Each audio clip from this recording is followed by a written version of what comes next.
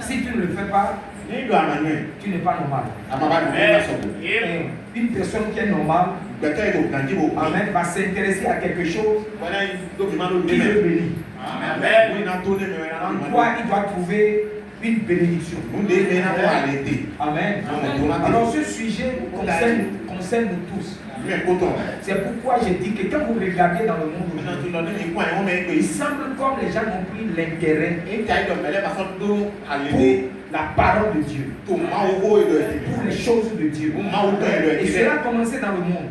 C'est rentré dans l'église. Vous prenez, si on dit maintenant il y a football, s'il y a 1000 personnes qui vont aller voir football, à peine vous allez voir 10 personnes qui viendront prier.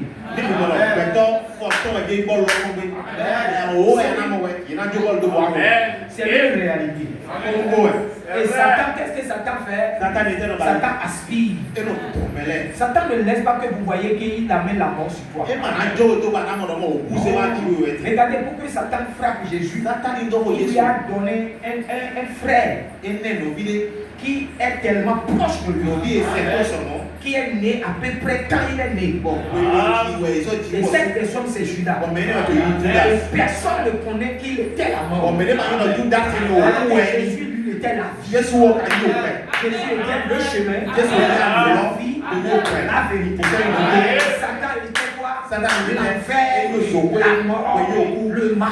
Mais ils sont côte à côte. Dans la même église. C'est le même banc. Et Jésus connaissait ce que Satan est. Mais les apôtres ne savaient pas. Amen. Mais Dieu a un but pour chaque chose. Alors quand nous regardons les gens du monde aujourd'hui, qu'est-ce qui intéresse les gens? Pas Dieu, pas l'église, le bar, les boîtes de nuit, les salles de prostitution. Amen. C'est ça qui est les gens du monde. Les gens disent, si je viens à l'église là, est-ce que je vais trouver l'argent? Est-ce que je vais trouver les femmes?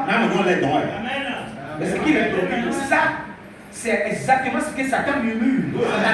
Maintenant, dans le corps de Dieu, dans le corps de l'église, ce que nous regardons, que nous pensons, ce que même nous sommes, nous voyons qu'il y a quelque chose qui est en train d'enlever la force en nous. Si vous me regardez, vous allez vous dire la vérité devant le Saint-Esprit. Tu dois dire à Dieu, ne t'aime pas ce que je suis dans ma forme. La vérité s'affranchit. Avant, il y a des gens qui peuvent prier 2 heures, 3 heures de temps sans sentir la fatigue. On prie, qu'est-ce que Satan fait? Il amène la fatigue. Mais vous devez discerner Satan. Parce que quand vous discernez Satan, c'est là où il devient faible. En ce temps, tu peux dire à Dieu, voilà ce que j'ai remarqué. Vous savez, en fait, dans les maisons, la plupart des grandes maisons, une femme qui s'habille bien, pour avoir ce qu'on appelle des miroirs. Il faut la voir. Si quelqu'un te dit que tu as une grosse tête, vois dans le miroir. Est-ce qu'il dit la vérité? S'il voit que tu as des cheveux blancs, vois dans le miroir. Et là, le miroir te dit face en face ce que tu es.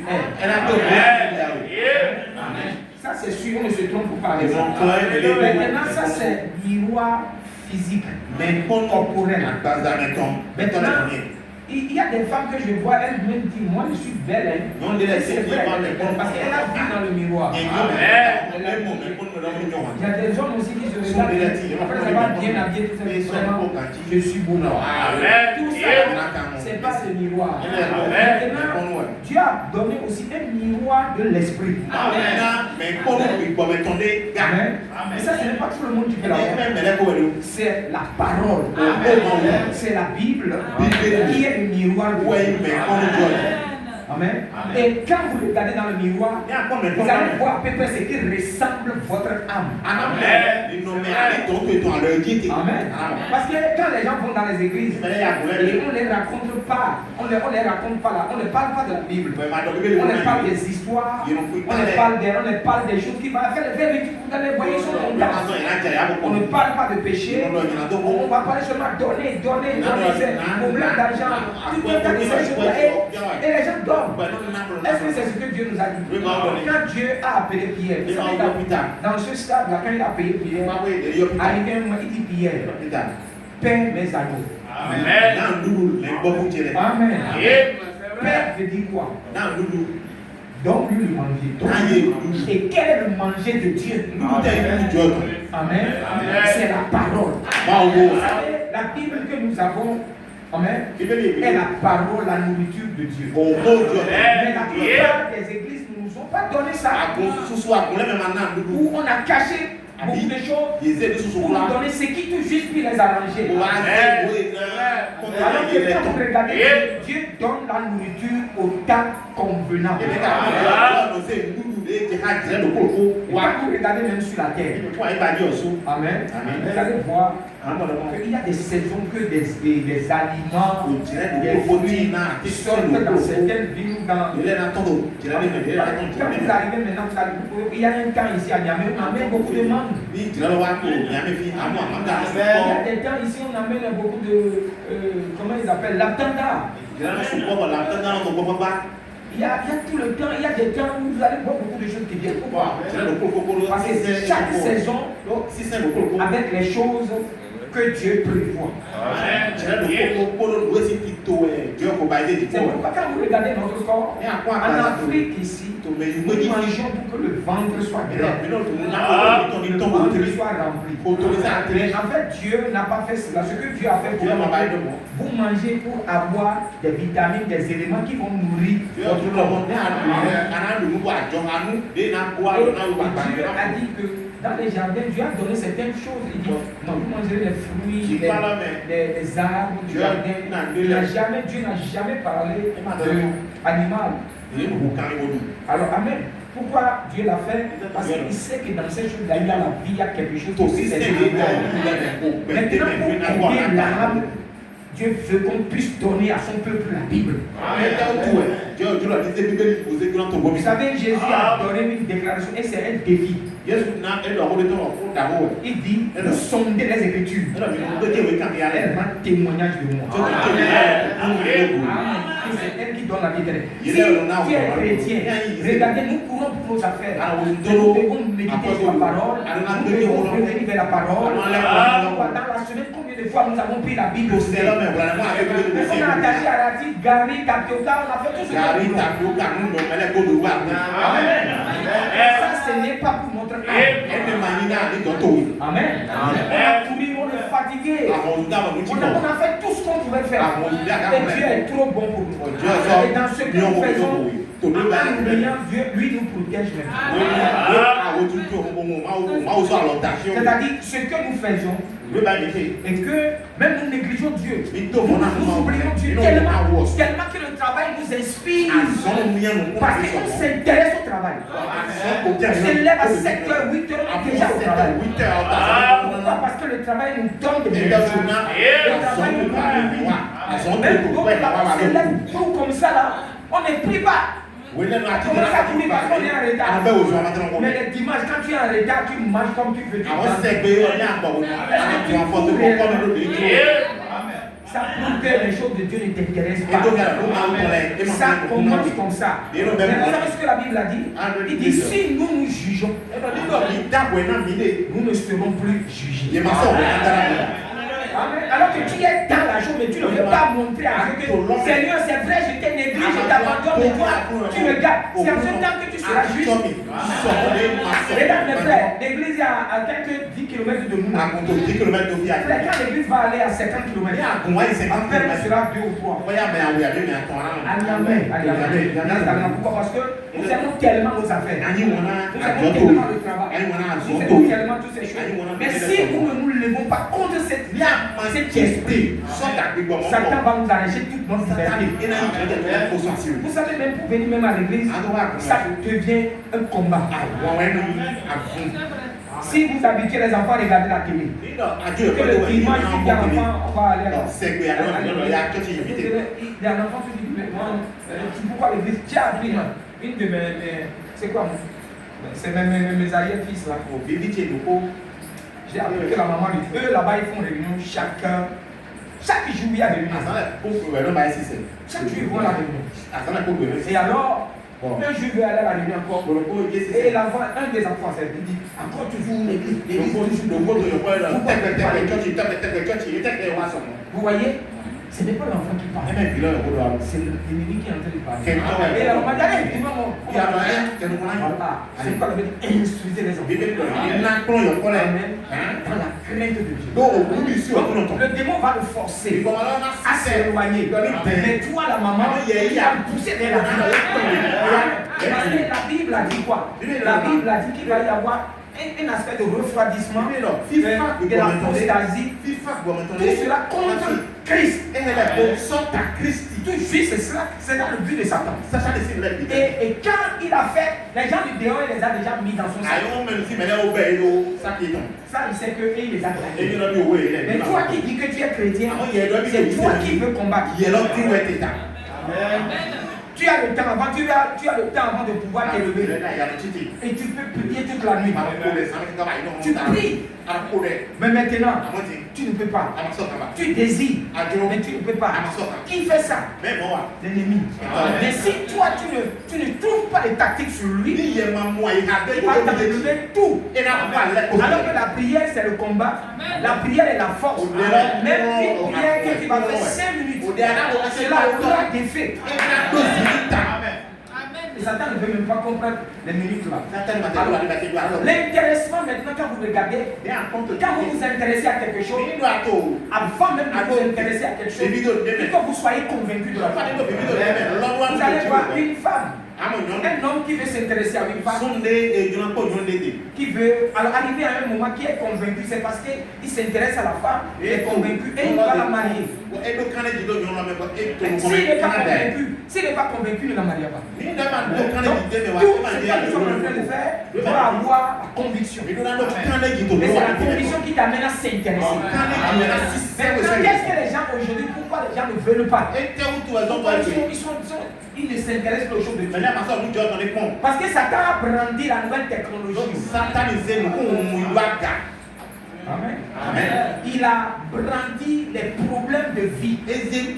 Amen. Amen. Alors que Jésus a bien dit quoi? Il dit que lorsque quelqu'un s'intéresse à lui, qu'il doit le préférer plus que sa famille, plus que ses enfants, plus que son travail. Le Seigneur a dit beaucoup de choses dans lesquelles nous avons tiré des leçons. Amen. Mais est-ce que le chrétien nous apprenons? Amen. Qu'est-ce qu'on apprend? Parce que quand vous apprenez, vous gardez quelque chose et cela devient un support pour vous. Amen. Mais quand tu ne gardes pas des leçons, tu ne reçois pas de leçons. Amen. Amen. Quand nous regardons, il faut être d'abord convaincu que Dieu, il existe. C'est quelqu'un qui veut prier. Il doit être d'abord convaincu que Dieu entend la prière. Si tu n'es pas convaincu que Dieu entend la prière, Satan te dit, toi tellement tu as envie de prier depuis. Est-ce que je vais te répondre? Mais quand tu es convaincu que Dieu répond, tu vas t'intéresser à la prière. Amen. Il peut être silencieux, mais il entend. Amen. Qu'est-ce que les gens ont perdu? Vous avez perdu la conviction. Amen. Et Satan te dit, tu as trop de problèmes du monde, tu as trop de soucis, tu as besoin d'argent et tu ne réagis pas. Mes frères, aussi longtemps que nous serons ici sur la terre, il y aura les besoins. Les problèmes là, il viendra. Ça ne finira jamais. Quand tu finis ça, une autre va venir. Tu finis cette affaire, l'autre affaire vient. Les problèmes imprévus. Jésus nous a dit que chaque jour suffit sa peine. Frère, on ne peut pas changer les choses. Nous marchons dans le ténèbre. Avec la lumière, la parole. Et Dieu t'amène des choses que il permet des gens viennent, tu vas dire, mais comment moi, pourquoi moi? Mais si tu es croyant, amen, tu es convaincu que Dieu là, il répond à la prière. Amen. Il délivre les justes. La Bible a dit que les justes là auront beaucoup de problèmes. Dieu va les délivrer. Amen. Satan est notre ennemi. Quand nous regardons dans la parole, nous devons d'abord être convaincus que la Bible est la vérité.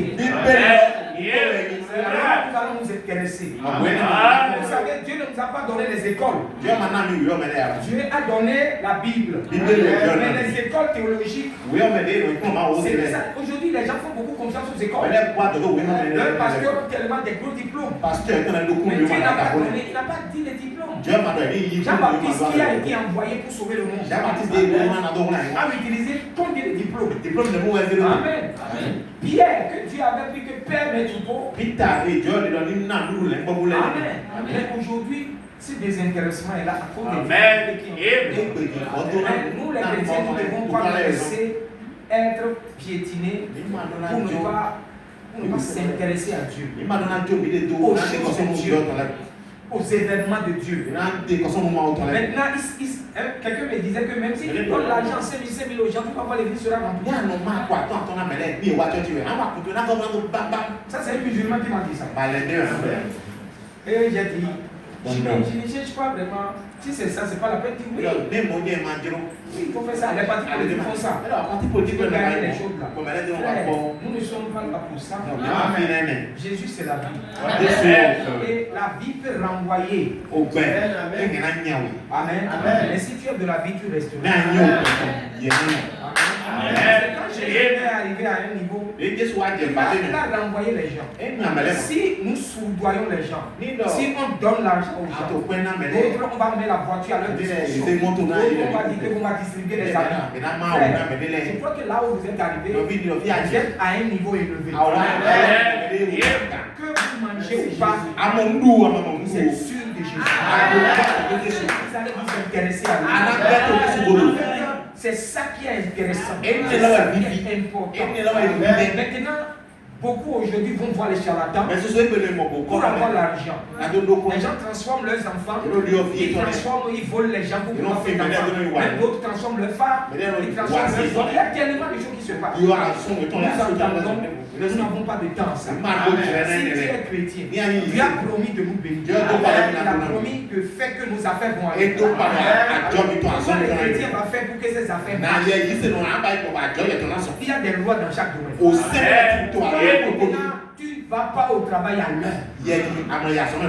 Amen. Tu ne t'intéresses pas à ton travail. Si tu t'intéresses à ton travail, 6h, 8h ou 9h, 8h déjà vous êtes dans votre travail. Moi je travaille avec les blancs. Il y a des blancs qui m'ont dit tu vas venir au travail à 6h du matin. À 6h du matin, moi c'est en ce temps que le sommeil devient tout. Mais comme je veux gagner, je m'intéresse. C'est ça. Tu vas me faire le café. J'ai négocié pour venir à 6h30. Parce que je sais que je ne me réveille pas bien. Et c'est comme ça. Je me lève. Allez, je dois aller au travail. Il y a un Allemand qui me disait je suis en retard de 1 minute. Il a regardé la montre. Il m'a dit il regarde la montre. Moses, l'heure. Il compte l'heure. Vous voyez, les gens de Satan comptent tellement l'heure. Mais à l'église, là, Jésus vient nous attendre. Est-ce que Jésus compte les heures? Vous avez dit que l'église va commencer à 8h ou 9h. Jésus prend ce rendez-vous. Il prend l'heure. Et nous serons jugés. Amen. Tout ce que nous faisons. Alors, tu as vu combien ils tiennent trop à leurs heures. Quand vous allez vers... J'avais eu un patron. Il s'intéresse tellement à son travail. L'habillement n'est pas trop important. Il se lève déjà avant que moi je n'arrive, il fait le café. C'est le gardien qui me dit qu'il prend ce café dans la voiture. C'est-à-dire quelqu'un qui n'a pas le temps, il prend le café et il est déjà au travail alors que tout le monde. Et quand tu vois ton patron qui est au travail tôt, tu es en retard. Aujourd'hui, demain, tu vas changer. Si tu t'intéresses à ton travail. Alors, un chrétien doit respecter l'homme. Les gens disent non, Dieu ne me bénit pas. Est-ce que tu as donné la chance à Dieu de te bénir? S'intéresser à son travail. Si on dit le travail c'est à 7 heures, mais quand tu peux aller même avant 7 heures, afin de régler mais les choses au point. Et avant que les autres vont venir, le patron est là avant moi. Il a vu ça 1000 fois, 2 fois, il va faire attention. Même si tu ne parles pas, il va faire attention. Mais s'il ne fait pas attention, on peut lui donner l'avertissement. Je te renvoie. Les gens vont être renvoyés à cause du respect, non-respect des œuvres. Amen. Quelquefois, on peut te faire l'attestation. Il est ponctuel et tout ça. Il peut dire dans l'attestation, c'est un gars désordonné. Il n'est pas ponctuel.